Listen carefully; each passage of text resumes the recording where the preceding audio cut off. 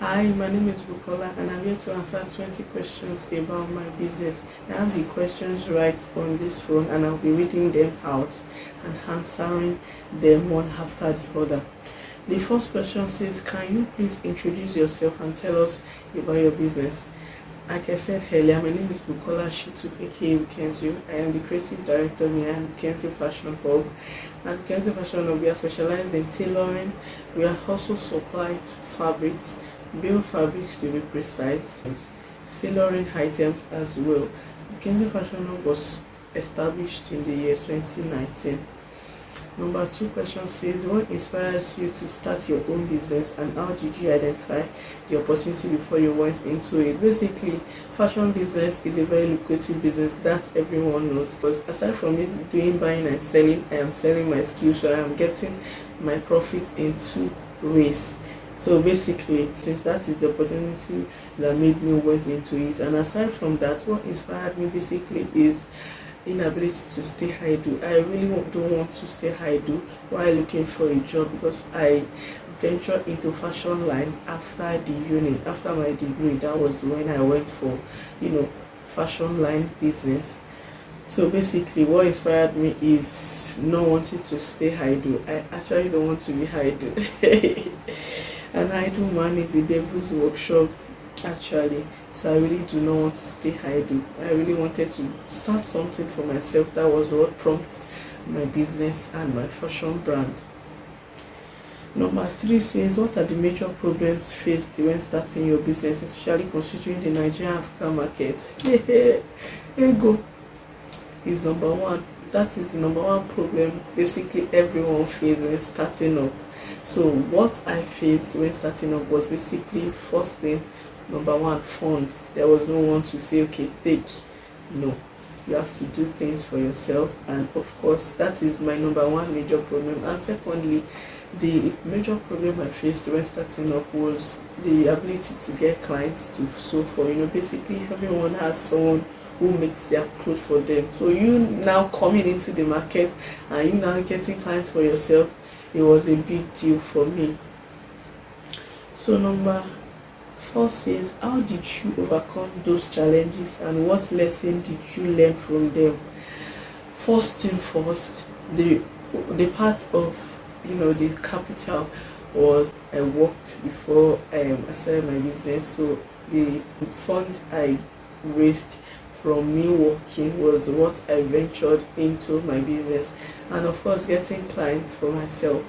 I make clothes, outfits I make for myself, I post them online, people see what I do, people were convinced that okay, this girl can do this. That was how I was able to acquire clients for myself. I put all I do online, basically people see what I put out there and they were interested. That was how I gradually get clients for myself and my brand. Number 5 question says, how were you able to understand the Nigerian market for small business like you, and how were you able to adapt your business strategy to fit in the local market? Of course, I was able to adapt in the sense that I know what it is, I know what the public wants, I know what the populace want, and I was able to give them exactly what they want. I was able to adapt to my own business strategy. My own business strategy basically when I wanted to start my fashion business was that I know tailors delay beyond the stipulated time they give their clients. So I said to myself, if I'm able to overcome this, then I will create a niche for myself. So basically a less than 45 minutes tailor. Like I do basically ready to where I do basically wait and get, because I have clients that will come into my store, I will make outfit for them and they will wear it to the occasion. That is how I created a niche for myself. I deliver before the stipulated time. So that was how I adapt to my business strategy to fit in the local market. I know people wanted their stuff to be done ASAP, and that was exactly what I followed into the line of my business, and I was able to scale through. Number 6 says, are there specific cultural laws, rules and regulation differences in your region that aspiring business people should be aware of? Basically, no. There is no rule guiding business owner. Just be yourself and things will fall in your favor. And number 7 says, how were you able to get capital to ensure the sustainability and growth of your business? Capital. Like I said earlier, I worked for a while before I was able to gather small change for me to start up. And how I was able to sustain to the growth of my business was me reinvesting the little profit I get from my business. I was reinvesting the profit into my business so as to sustain the growth of the business. That was how I was able to sustain the growth of my business. So question 8 says, how did you secure initial capital to start, and what advice do you have for entrepreneurs seeking capital in Nigeria or Africa? So to the first part of the question, the basic way I was able to secure initial capital to start my business was the fund I realized from where I was working before starting my brand. I was working as a receptionist in a hotel, so all my funds, the fund I got from the salary, was invested in my business. That was how I was able to get my initial capital. And the advice I'm going to give entrepreneurs seeking capital in Nigeria is to find something doing, like just get a job, even if it's a menial job, just get it, so at least get some fund from the job before you invest in whatever you got from that job to your own business. Because basically no one will be ready to say take. No one was ready when I was starting up mine. No one was ready to say take. So I went for the job I got for myself, and I was able to raise my initial capital. Number 9 says, how were you able to bring in and retain new innovation or idea within your business, and how important is adapting to your business to Nigerian or African market? I was able to bring the new innovation. The world is revolving, and as the world is revolving, I'm revolving with it and putting it in line to my business. Whatever I see online or whatever I read online, I make sure I reinvest the knowledge into my business, and that's how I was able to adapt to my business in the African or Nigerian market. Number 10 says, can you share an example of a time when you have to change your business or decision to suit the environment or customer around you? Basically, when I was starting up, I was selling in few quantity, and now I'm selling in large quantity. Not large, but at least medium quantity. I now sell for business startup like me. I sell in bulk to them, and they were able to sell to their clients as well. So basically, I changed the line of my business a bit to suit my environment and of course the African market as well. Number 11 says, how do you engage with the community where you have your business established, and what extent has community support contributed to the success of your business? Basically, I engaged in any community situation around me. Whatever is needed at the community, I'm able to participate, and of course the community supported my business in referring me to people that needed my services.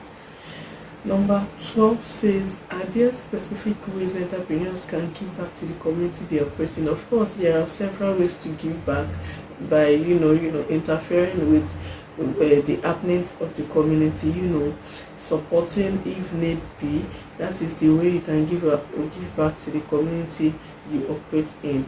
And number 13 says, in today's digital age, as technology, social media, TV, phones, machines played a role in the growth of your business. Yes, basically, especially social media and my phone, I can't do business without that too, because basically 99.9% of my clients are online. They are basically online. I can't even identify my clients because we met online. Everything about my business is basically online. Out there, I make sure I put my business in faces of people. So basically, online had helped me. Social media, phones had played a basic huge role in the growth of my business. Number 14 says, what advice do you have for small business owners in Nigeria or Africa regarding establishing and maintaining a strong online presence? Basically, I would implore every entrepreneur, no matter what you sell, even if you sell as low as spoon, even if you sell as low as snail, just put yourself out there, because social media has done relatively more goods than harm in, entrepreneurship journey. Just keep pushing your face out there, because basically I do my things online. I run ads online, I run Facebook ad, I run Instagram ad, basically for my business. So that helps improve my online presence, and it helps improve my sales as well. So I would advise small business owners to, put their face out there online, make sure they have strong online presence. Number 15 says, what strategy did you use to scale or improve your business, and what considerations should entrepreneur keeps in mind when planning for expansion? Basically, I would say when planning for expansion, prepare for the growth, because expansion comes with a basic demand. You cannot put yourself out there and you have no goods to sustain the expansion when it comes. Basically, I would say the strategy that I would employ people to do is, don't eat with your 10 fingers. Don't eat with your 10 fingers, in the sense that once you are getting the profit from your business, keep reinvesting them. That will ensure your expansion in your business and line of entrepreneurship journey. So I would advise you, because that's a strategy that works for me. I keep reinvesting my profit into my business, because I know I am ready for the expansion. And when the expansion basically come, maybe from grant or anything, I would know I had worked for it and I am ready for the expansion. Number 16 says, are there particular region of market within Nigeria or Africa that you believe hold untapped potential opportunity for small businesses? Yes, I would say Aba market, because I know Aba is one of the international markets we have. Basically, I've never been there, and I hope to be there someday. But according to my research, I know Aba is a very big international market that has potential opportunity for small businesses. Number 17 says, do you have mentor or role models who guided you in entrepreneurial journey? Mention them. Basically, I have none except God and myself, because I have a strong acceptance to we learn on the job. So I basically learned on my job. I didn't let my backlash weigh me down. So I basically learned. So I would say I am my mentor. I would say I am my role model. Aside from seeing big suppliers online, aside from watching what they do, aside from watching how they run their business, I basically don't have any role model or any mentor. I look up to God and I learn on the job. Number 18 says, how important is talking to different people about your business, and what tips do you have for entrepreneurs looking to build meaningful connection within the business community? I would say at any given opportunity, please talk to anyone about your business. Put your business out there. Tell people what you do, because basically if the person you are telling what you do is not interested in what you do, the person will have someone that needed your services. So it is very important to build meaningful connections within your business community. Basically, when I see someone today and the person comes to my shop to get maybe trade, I will basically tell the person what I do. I sell fabrics, I sell this, I sell that, I weave, I do this. That is how I build community. And of course, we exchange contact. I post on my status, on my WhatsApp status, I post on my socials, and the person will get to see, even the one I forgot to mention to the person will get to see online what I do. And of course, the person will refer me to people around them. So those are basically the importance of talking to people about what you do, or building a meaningful connection. Number 19 says, what advice would you give to aspiring entrepreneur in Nigeria or Africa who are just starting their journey? I would say they should be contented with whatever they are starting up with. And aside from contentment, I would say they should be consistent. They should have perseverance. They should be hardworking. They should pray harder. They should pray to God, because God answered everything. No matter how hardworking you are, no matter how perseverant you are, no matter how consistent you are, pray to God. Number 20 and the final question says, can you share a motivational story or your personal experience that kept you going during challenging time? Basically, the most challenging time for my business was when I got three whole bad bill. I would say not basically bad, but they are bad in essence that the fabrics I got from the bill, you open a bill and you want a very long yard of fabrics in a bill, but I ended up getting a bill with pieces of fabrics like 1 yard, 1.5, and basically I didn't allow that to weigh me down. I just sat down, think about the strategy to dish this fabric out, because I know there are basically people that needed this fabric to enhance the growth of their home business. Maybe they're ready to wear brand, or maybe they want to use these fabrics for practicing or stuff like that. So I just developed this promo price thing for the fabrics. I ended up reducing the actual amount I'm supposed to sell this fabric. So that was how I was able to scale through the challenging time for my business. This was a very big deal on my business, but then I was able to scale through. I didn't allow it to weigh me down.